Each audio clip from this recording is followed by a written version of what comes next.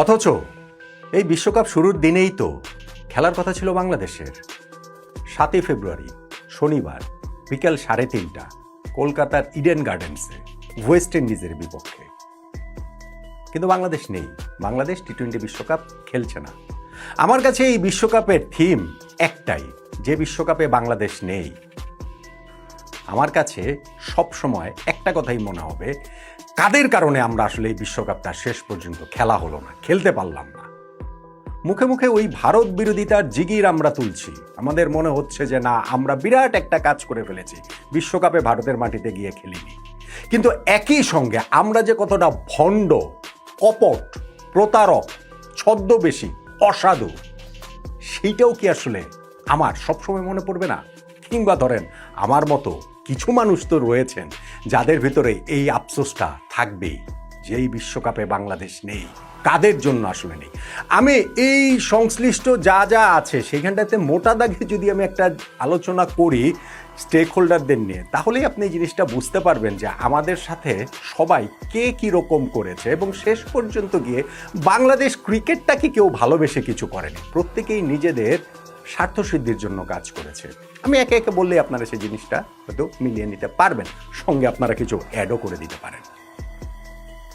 Number 1, টি-20 বিশ্বকাপের খেলাগুলো কি বাংলাদেশের টেলিভিশন চ্যানেলে সম্প্রচারিত হবে? হবে তো না? হ্যাঁ, 2টা টেলিভিশন চ্যানেলে সম্প্রচারিত হবে, আমরা তো সেই জিনিসটা দেখেছি। কেন হবে? আইপিএলের ম্যাচ তো বাংলাদেশ টেলিভিশনে সম্প্রচারিত হবে না। সরকার সিদ্ধান্ত নিয়েছে মুস্তাফিজুর রহমানকে আইপিএল থেকে বাদ দেবার পরে ভারত বিরোধিতার সেই জিগিরে তুমুল জনপ্রিয় সিদ্ধান্ত, আইপিএল আমরা এই বছর বাংলাদেশের কোনো টেলিভিশন চ্যানেল দেখানো হবে না, আইপিএল সংক্রান্ত কোনো নিউজ যাওয়া যাবে না, কোনো আলোচনা করা যাবে না। বিশ্বকাপের ক্ষেত্রে সেটা হলো না কেন? আইপিএলে তো শুধুমাত্র একজন মুস্তাফিজুর রহমান নেই, আর বিশ্বকাপে তো পুরো বাংলাদেশই নেই। ওই একটা আলোচনা করেন না যে মুস্তাফিজে একজনকে নিরাপত্তা দিতে পারেনি ভারত, তাহলে পুরো বাংলাদেশ দলকে কীভাবে দেবে? তো এই একজনের আইপিএল যদি বাংলাদেশে টেলিভিশনে সম্প্রচার সরকার নিষিদ্ধ করে দেয়, পুরো বাংলাদেশকে যে এই বিশ্বকাপে বাংলাদেশ খেললো না, কেন বিশ্বকাপের ম্যাচগুলো সম্প্রচারিত হচ্ছে, হবে? ভণ্ডামি না? অসাধুতা না? দ্বিচারিতা না? এটা বলেন আমাকে। ধরেন নাম্বার 2, বিশ্বকাপে বাংলাদেশের 2জন আম্পায়ার থাকবেন, শরফুদ্দৌলা ইবনে শহীদ সৈকত ভাই এবং গাজী সোহেল ভাই। তারা থাকুন, আমি সেটা চাই, তাদের এগেনস্টে আমার কোনো কিছু না। কিন্তু বাংলাদেশের না, এটা একেবারে বিরাট আমাদের জাতীয় নীতির প্রশ্ন, আমাদের এই জায়গাটাতে হচ্ছে আত্মসম্মানের জায়গাটার প্রশ্ন। অতএব আমরা ওয়ার্ল্ড কাপে খেলছি না, তাহলে আমাদের 2জন আম্পায়ার কিভাবে হচ্ছে কি ওয়ার্ল্ড কাপ খেলছেন, ওয়ার্ল্ড কাপে আম্পায়ারিং করছেন? ভাই ওইসব আমাকে বুঝিয়েন না যে কে আইসিসির অন্তর্ভুক্ত, কে কি ক্রিকেট বোর্ডের কাছ থেকে কি অনুমতি নিতে হয় কিনা, এনওসি নিতে হবে কিনা, এগুলো সব আমি জানি। কিন্তু বাংলাদেশ টিম যেখানে খেলছে না, সেইখানে এই 2 আম্পায়ার কিভাবে ওয়ার্ল্ড কাপে অন্তর্ভুক্ত হলেন? আমি মনে করি অবশ্যই তাদের অন্তর্ভুক্তি যৌক্তিক। অ্যাট দ্য সেম টাইম আমি যেভাবে মনে করি বাংলাদেশের টি-20 ওয়ার্ল্ড কাপ খেলাটা যৌক্তিক ছিল। কিন্তু যখন ওইটা নিয়ে আপনারা সরব কিন্তু এই জায়গাটাতে নীরব, তখনই তো ভণ্ডামিটা বোঝা যায় না? নাম্বার 3, ধারাভাষ্য প্যানেলেও আতার আলী খান রয়েছেন। আতার ভাই বাংলাদেশের প্রতিনিধিত্ব করবেন, খুবই ভালো কথা। দেন এগেন একই কথা এইখানটা তো প্রযোজ্য। বাংলাদেশ টিম খেলছে না, ধারাভাষ্য প্যানেলে বাংলাদেশের একজন কেন আছেন? এবং এই বিষয়েও তো সবাই আসলে এই জিনিসটাকে আমরা মেনে নিয়েছি যে না, আচ্ছা ঠিক আছে, সেটা তো হতেই পারে। ভণ্ডামি না? নাম্বার 4, বাংলাদেশ শুটিং দল ভারতের দিল্লিতে গিয়ে খেলে আসলো। এই যে খেলে শুরুতেই বাট্টা দয়ে গিয়েছে আমাদের সেই শুটার, কিন্তু ওইখানে খেলেছে, সেখানে নিরাপত্তার কোনো সমস্যা হয়নি, গভর্নমেন্টের ওই জায়গাটাতে অনুমতি দিতে কোনো সমস্যা হয়নি।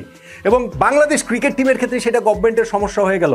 তাদের এই ক্রিকেট টিম নিয়ে যেই রাজনীতিটা তারা করতে পারবে নির্বাচনকে কেন্দ্র করে 12ই ফেব্রুয়ারিকে সামনে রেখে, সেটা তো শুটিং দলকে নিয়ে পারবে না। সেই জন্যই তো নাকি?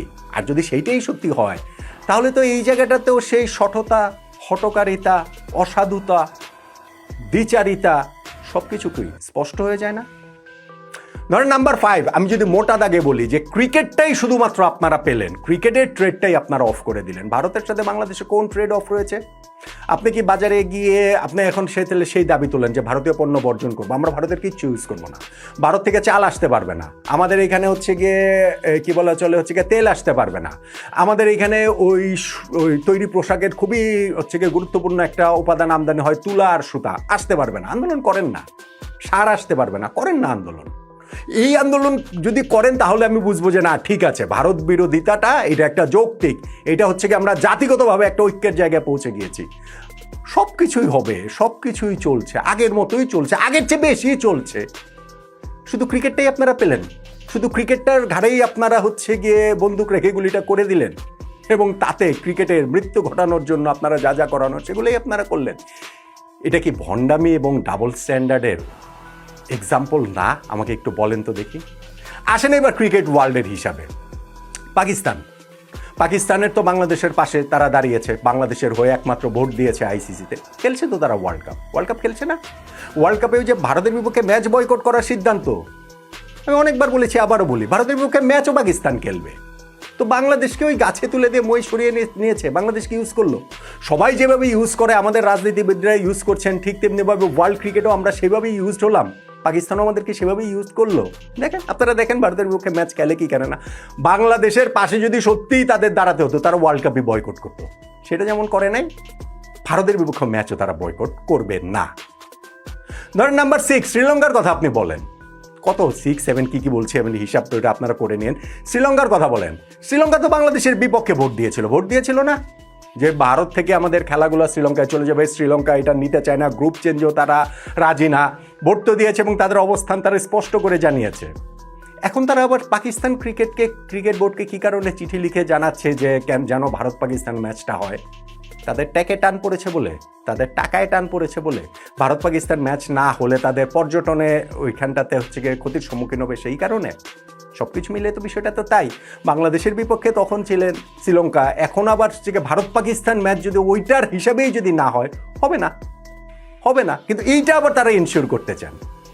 ধরেন নাম্বার 8, আমাদের যে বিভিন্ন বিশেষজ্ঞরা নানান কথাবার্তা বলছেন, আমি মিডিয়ার কথাটা বাদ দিলাম, বাংলাদেশের মিডিয়া যেহেতু এটার পার্ট, আমি সেটার কথা আমি বলবো না। শুধু আমি ছোট্ট করে এটা বলে রাখি, মিডিয়া আপনাদেরকে সেই জিনিসটাই দেখাতে চায় যেটা আপনারা দেখতে চান, যে এখন আপনারা গত 1 মাস 1.5 মাস ধরে দেখতে চান, শুনতে চান, পড়তে চান হচ্ছে গিয়ে ভারত বিরোধী কে কি বলেছে, কোথায় কি জিনিস রয়েছে, সেগুলো আপনাদেরকে বলা হচ্ছে, বলানো হচ্ছে, শোনানো হচ্ছে, গেলানো হচ্ছে। অন্য কাউন্টার ভয়েস আপনাদের কাছে আসে না। ফলে আমি ঠিক আছে, ওইটা আমি মিডিয়ার কথা না হয় নাই বা বললাম, কিন্তু এই যে বিভিন্ন বিশেষজ্ঞরা যে বিভিন্ন মতামত দিয়ে বেড়াচ্ছেন, সেইগুলার ক্ষেত্রেও ভারত বিরোধীগুলাই সেখানটাতে চলে আসে, অন্যগুলো আপনাদের কাছে। ধরেন নাসের হোসাইন, এই 2-3 দিন আগে না, কাল পরশু একটা কথা বলে ব্যাপক আলোচনার মধ্যে পড়েছেন, তিনি জন্ম দিয়েছেন যে না, কেন আইসিসি এখানে ডাবল স্ট্যান্ডার্ড নিচ্ছে, ভারত যদি এরকম করতো বাংলাদেশের মতো তাহলে কি আইসিসি এই অবস্থা নিতে পারতো কিনা, ব্লা ব্লা ব্লা, অনেক কিছু তিনি বলেছেন। এই নাসের হোসেন 2003 বিশ্বকাপে ইংল্যান্ডের ক্যাপ্টেন ছিলেন না? যেই বিশ্বকাপে জিম্বাবুয়েতে ইংল্যান্ড খেলতে যায়নি, সেই দলটার তিনি ক্যাপ্টেন ছিলেন না? এবং সেই দলটাতে, এটা সরকারের সিদ্ধান্ত না, তাদের ওই ক্রিকেট টিমের প্লেয়ারদের মধ্যেও এটা আলোচনা হয়েছিল, ভোটাভুটি হয়েছিল যে কারা যাবেন কারা যাবেন না। সরকারের সিদ্ধান্তের সঙ্গে অ্যালাই করেছে, সেটা ঠিক আছে, কিন্তু ক্রিকেট টিমেও সেই ভোটাভুটি হয়েছে। সেই টিমের ক্যাপ্টেন নাসের হোসেন ছিলেন না? তো 23 বছর আগে আপনি যেই টিমের ক্যাপ্টেন ইংল্যান্ড, সেই টিম এক জায়গায় খেলতে যায়নি জিম্বাবুয়েতে ওয়ার্ল্ড কাপেই, সেই আপনি এখন এসে আবার এরকম সবক টবক দিয়ে বেড়াচ্ছেন যে কেন এটা ঠিক হয়নি বা কেন এটা ঠিক হয়েছে। বাংলাদেশ যে আসলে ভারতে যায়নি, আইসিসি এটা ভারতের ক্ষেত্রে অন্যরকম কিছু করতে পারতো। আপনার দল ইংল্যান্ডও তো সেম কাজ করেছিল না? তাহলে এখন আবার অন্য কথা বলছেন কেন? আপনি ভাই এরকম চাইলে আমি আরও অনেকগুলা কথা বলতে পারবো, আরও অনেকগুলা বিষয় নিয়ে এইখানটাতে টান দিতে পারবো, কিন্তু মোদ্দা কথা হিসাবটা যেটা, সেটা হচ্ছে গিয়ে বাংলাদেশের ক্রিকেটটাকে সবাই আসলে ইউজ করেছে। এটা আমাদের রাজনীতিবিদ থেকে শুরু করে, ওয়ার্ল্ড ক্রিকেট থেকে শুরু করে, বিশেষজ্ঞরা থেকে শুরু করে, আইসিসির বিভিন্ন বোর্ড মেম্বার থেকে শুরু করে সবাই মিলে বাংলাদেশ ক্রিকেটটাকে একটা খেলার পুতুল পেয়ে গিয়েছিল, এবং সেইটারই খেসারত দিয়ে বাংলাদেশ এই বিশ্বকাপে খেলছে না।